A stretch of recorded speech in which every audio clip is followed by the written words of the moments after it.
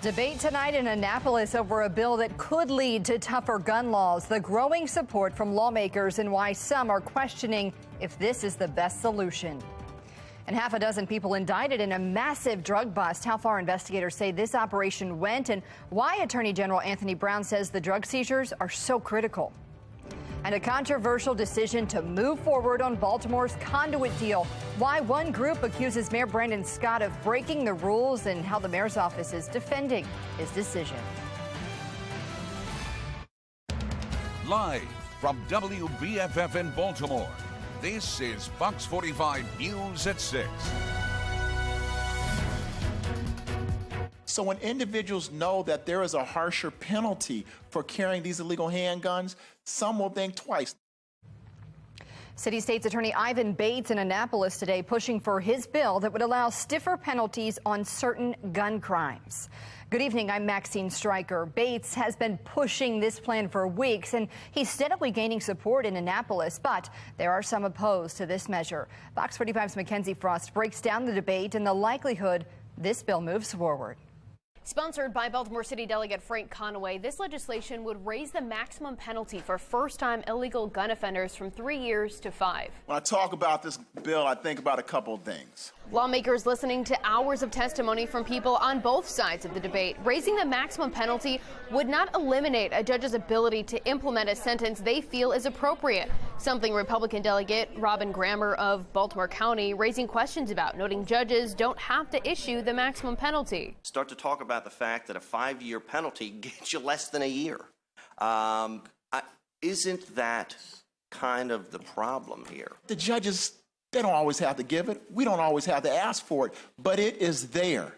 It is there. But not everyone agrees that harsher penalties is the right approach. Heather Warnkin with the Criminal Justice Reform at the University of Baltimore Law School says implementing stiffer penalties doesn't automatically deter crime. Much like the disastrous war on drugs, we will not incarcerate our way out of this problem. We will continue to make it worse if we try. The committee didn't vote on Bates' proposal, and it's unclear when this piece of legislation will be back in the committee for a full vote. In Annapolis, Mackenzie Frost, Fox 45 News. And new tonight, we are learning a 25-year-old man was shot along Wabash Avenue in northwest Baltimore. Baltimore City Police say they found the man, in a median with gunshot wounds to his groin and legs. He was taken to an area hospital, and anyone with information is asked to call Metro Crime Stoppers.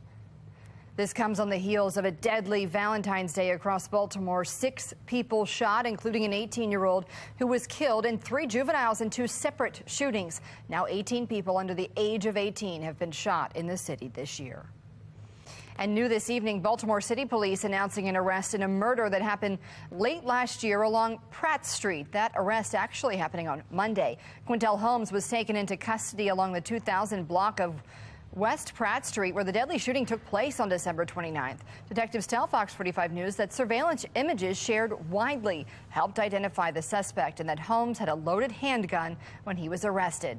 He now faces charges related to that gun as well. And members of Baltimore City's Ethics Board voting to go behind closed doors to discuss potential penalties for City Council President Nick Mosby. The board had accused Mosby of violating the city's ethics code by failing to report a legal defense fund established in his name by a third party. Since Mosby says he didn't control the fund or receive money from the fund, he didn't believe he needed to report it. But this week, a circuit judge upheld 2 of the 3 violations and left it up to the Ethics Board to consider the sanctions. The judge reaffirmed the board's decision that the ethics law's restriction on soliciting gifts are very broad, and an official cannot get around those restrictions by allowing third parties to fundraise on their behalf. Ethics Board Chairman Stephen Fogelman says it could be the end of the week before the board makes a decision. And 6 people were indicted as part of a major drug bust involving what authorities described as a national drug trafficking ring right here in Baltimore. 3 of the defendants are from Baltimore County, the other 3 from Texas, where police say the drugs are coming from. Maryland Attorney General Anthony Brown says investigators found 15 kilograms of cocaine, 400 grams of crack cocaine, 10 firearms, and nearly $500,000. Authorities stressing the severity behind these drugs and organizations infiltrating local communities. In the last decade, we have witnessed a 500% increase in the number of cocaine-related deaths in Maryland. Every time we take illegal drugs like cocaine and firearms off the streets, we are saving lives. Court documents outline the inner workings of the organization, saying the 3 defendants from Texas would make regular trips to Baltimore, where they would offload drugs into a Pikesville stash house. Attorney General Brown says more charges could be coming. A 17-year-old student at Meade High School in Anne Arundel County has been arrested. Police say he had a ghost gun and drugs. After concerns of an armed person on school property, a school resource officer identified the student in security video and helped Anne Arundel County Police locate him. Police say the student had a loaded handgun and more than 300 grams of marijuana. Police say the student tried to resist arrest and had to be carried to a police vehicle. He's now facing charges. Baltimore County Police are also offering a $2,000 reward surrounding this person, saying he may know about a murder after which a body was found near Lansdowne High School or Lansdowne Middle School 2 weeks ago. Tonight, police would like to talk to this person as a person of interest in the picture, and we're sharing this picture on our website, foxbaltimore.com, so you can get a better look. Maxine? The Baltimore City Board of Estimates voting to move forward on the city's conduit deal despite 2 voting members sitting out in protest today. Now those members are calling for the Attorney General to intervene, saying the board broke the rules and the mayor is abusing his power. I've been asked to share a statement this morning. 2 chairs sat empty at this morning's Board of Estimates meeting as City Council President Nick Mosby and Comptroller Bill Henry decided to sit out in protest on a vote that would give BGE broad control of the city's underground conduit system, which houses 700 miles of utility cables. The proposed underground conduit system But Mayor agreement Brandon with BGE Scott and the board's 2 other members, which are appointed by him, went ahead and voted anyways, pushing the deal through. When I was elected as the mayor of this city, I made a commitment to always do what's in the best interest of the residents of Baltimore. That's it. Nothing else. No political games, no political showmanship, just what's in the best interest of the residents of Baltimore. And this proposed contract is just that. In this case, they're just simply wrong. Hours later, outside City Hall. And we believe we are right and he is wrong. The comptroller, city council president, and several city council members gathered in opposition, claiming the board broke the rules of the city charter when voting without 2 of its members. But Mayor Scott also appears to be fine with conducting business in a manner that abuses the power with which the people have entrusted him from a transparent and open and accountable government. Now they're calling on Attorney General Anthony Brown to intervene and determine the legality of the board's actions. If the mayor does not show a willingness to defer an item when the council president or I ask for that in the middle of a meeting, then the mayor is going to have to live with that in terms of how the people of Baltimore see that kind of behavior and whether the people of Baltimore want to see that kind of behavior in the person in whom they have invested such extraordinary power. The deal with BGE has been highly controversial. Just last November, city residents voted overwhelmingly to maintain the city's control of the conduit system. And last week, the city council held a hearing, grilling leaders over the agreement, which the Department of Transportation has said works in BGE's favor in all aspects. Local firms even complained they were never allowed to bid on the system. Mosby and Henry say not enough consideration has been given to the proposal. They're asking for more information and more time for public discussion on how this will impact Baltimore. This is a precious city-owned asset that we need to take our time and have real recommendations, real options on the table. Mayor Brandon Scott has seemingly been determined to get the deal done, despite running on a platform of transparency. He's even called in the past to limit the mayor's power on the board, but he's insistent this deal is nothing short of transparent. Transparency is also one of my personal standards of integrity. But most are saying something here just isn't right. This situation is yet another example of the administration failing to lead in a manner that is grounded in respect for others. Well, a statement from the mayor's office says no rules were broken and a majority of BOE members constitutes a quorum.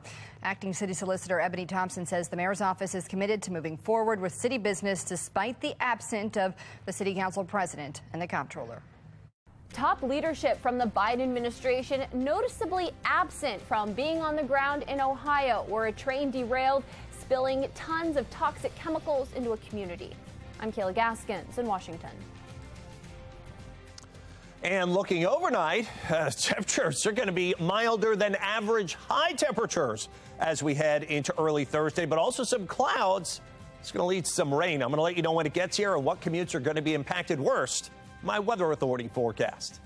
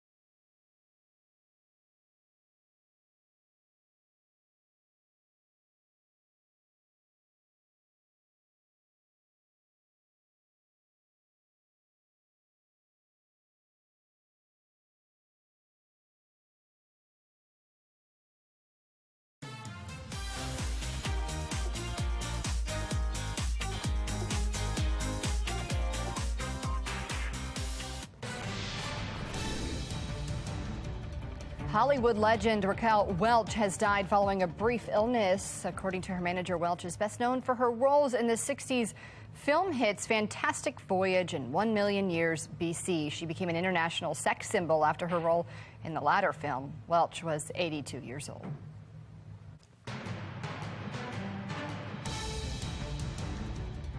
New tonight, dramatic video shows the moment the parent of a victim lashes out at the Buffalo mass shooter during his court hearing today. Take a look. We love our kids. We never go in those neighborhoods and take people out. Don't do it.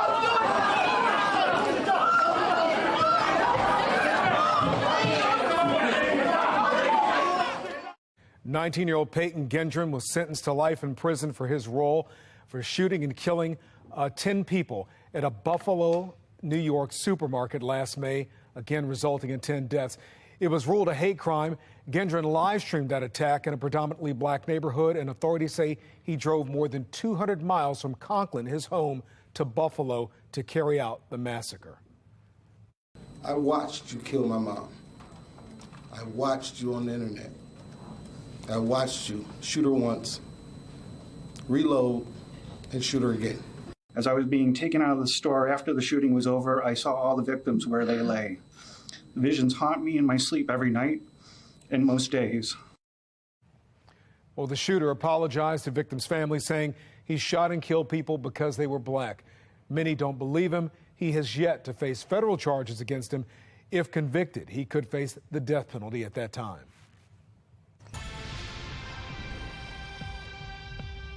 Well, residents of East Palestine, Ohio, are holding a town hall tonight at 7 o'clock to discuss the long-term impact of a train derailment that spilled hazardous chemicals, but the federal government seems noticeably absent from the community. National correspondent Kayla Gaskins looks into their response so far. As cleanup efforts continue in East Palestine, Ohio, critics like Manny Gunasekara, a former EPA chief of staff, noting the lack of top leadership on the ground. Administrator Regan, the current EPA administrator, has not been there. The Secretary of Transportation, he has not been there. And those are the two people who have jurisdiction that could make a big difference. Gunasekara arguing their absence highlights the Biden administration's disconnect between promoting big ideas and solving real problems. At the same time this happened in East Palestine, Ohio, you had Buttigieg and the administrator out there giving speeches about climate change and about how everything is going great, but they're ignoring an environmental disaster. EPA Administrator Michael Regan addressing leadership's absence on Fox News. I feel very confident with the resources that we've deployed, and I will see this firsthand later this week. Congressman Bill Johnson did visit the accident site this week. You're on the ground, you're talking to your constituents. What is your takeaway on how they're feeling as far as the federal response is going? They don't know who to believe. And so there is a degree of skepticism. Do you think that criticism of Pete Buttigieg right now is fair or not? Absolutely it is. I represent East Palestine. I haven't heard from the secretary. I haven't seen any of his people in East Palestine. Secretary Buttigieg has been watching this thing from an armchair quarterback perspective. Earlier this week, Buttigieg tweeting, "I continue to be concerned about the impacts of the train derailment and the effects on families." A question Congressman Bill Johnson says he has for Transportation Secretary Pete Buttigieg is why this train was not identified as carrying highly toxic chemicals when it was, and how to ensure states are made aware of similar transports in the future.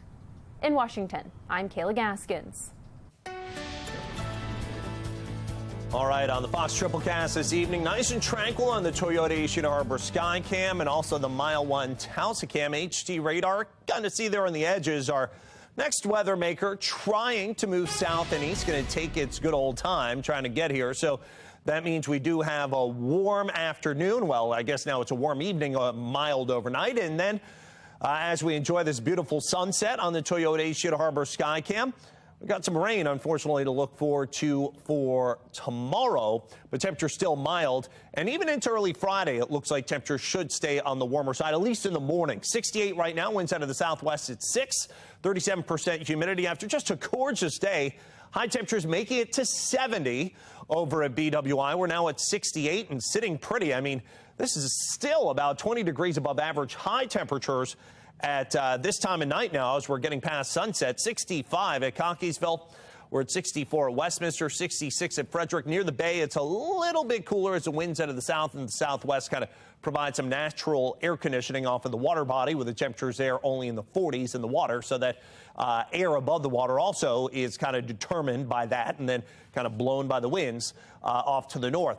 And that's what you see there in Bel Air and Elkton. Right now it's 68, though, in Baltimore, and as you get farther inland, it gets even warmer. Cumberland right now after sunset is at 71 degrees, and temperatures all running about 10 to 20 degrees above where they were just 24 hours ago. Maybe get the rub on the steak and get it going on the grill this evening. Really just fantastic weather for this time of year. Notice some of the rain and the snow up here around Montreal.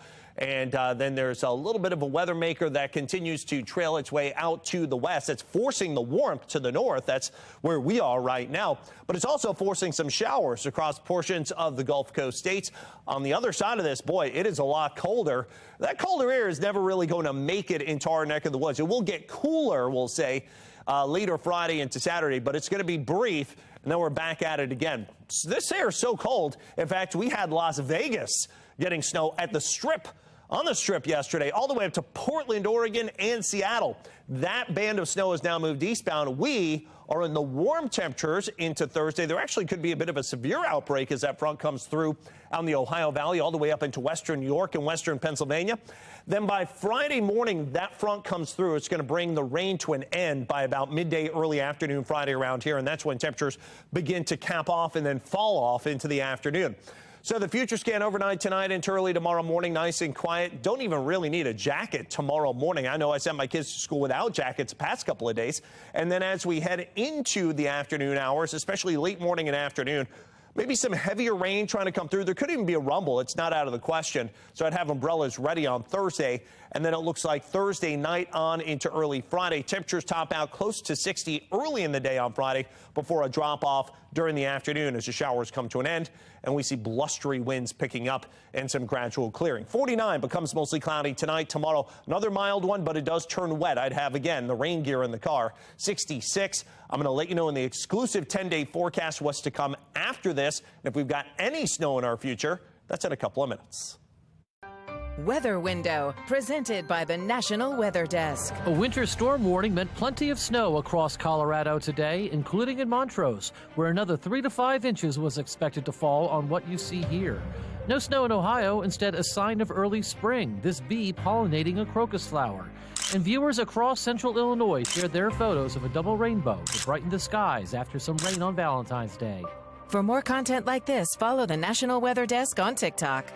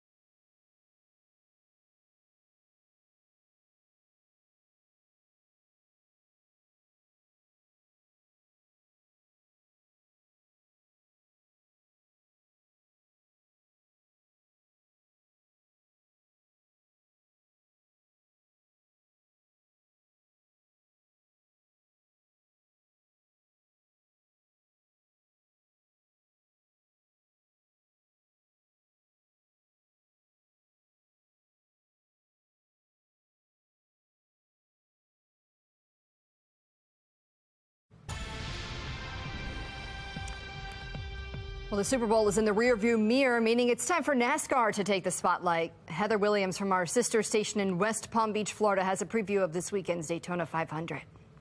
No other race we have this much media, this much going on. It shows you how big of a race this is. Yeah, this is the telltale sign when you touch ground in Daytona.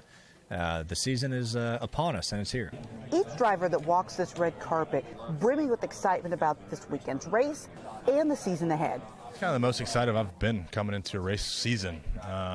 We drove the bus down Sunday, my wife and the dog, and we've just been enjoying it. We've been talking about just about every day of how excited we were to get the season started. As a driver, you feel like the season's really going. You know, the Clash is one thing, and it used to really feel like the Clash or the season got going here when we had the Clash here, and now with it being moved and having that week off, it doesn't feel like the season's rolling until you're in Daytona. Still, only one can be called Daytona 500 champion at the end of the week, a title that can change a racer's career. Even if you're not a race fan, you can talk about the Daytona 500 and people understand what you're talking about. So just to be here is special, let alone going out there and have an opportunity to win the race. You know, this is a race that if you win, you put on your resume, you become a legend. It's special. I mean, it's the only race that you get the championship tag behind when you win, Daytona 500 champion. So it's pretty cool to have that, and I'd like to make it two-time. The front row for the Daytona 500 will be set with qualifying tonight, and then the rest of the field with the duels on Thursday. At the Daytona International Speedway, I'm Heather Williams. Well, you can watch the 65th Daytona 500 this Sunday right here on Fox 45. Coverage begins at 2:30 p.m. with the green flag going up shortly after. Exclusive 10-day forecast. We're at 66 with occasional showers for Thursday. Still warm for this time of year, but you're going to need your umbrellas, especially midday and afternoon. 57 on Friday. That's during the morning with some morning showers. Then it's blustery with gradual clearing by later in the day. We probably fall into the 40s late day. It's a cooler day on Saturday, but hey, should be at about 46 on average, and we're at 47. That's still a degree above average, but who's counting? Sun, a few clouds on Sunday, 57. A little more unsettled Monday, Tuesday, Wednesday of next week, even next Thursday, but temperatures still in the 50s, maybe even 60s. Cool down, but again, average by next Friday and next Saturday. No snow in that 7 to 10 day range. Love to see it. Well, finally tonight, a beautiful day for some fresh air, and what better place than the Maryland Zoo? Take a look at baby gazelle Jinx getting some of her first outdoor exposure less than a month after she was born. Her mother Blanche also soaking in the sun today. The gazelles love spending time outside and can be seen interacting with the rhinos, zebras, and ostriches in the summer. So cute. Well, that's all for Fox 45 News at 6. Family Feud is next. We'll see you again tonight at 10. Have a great night.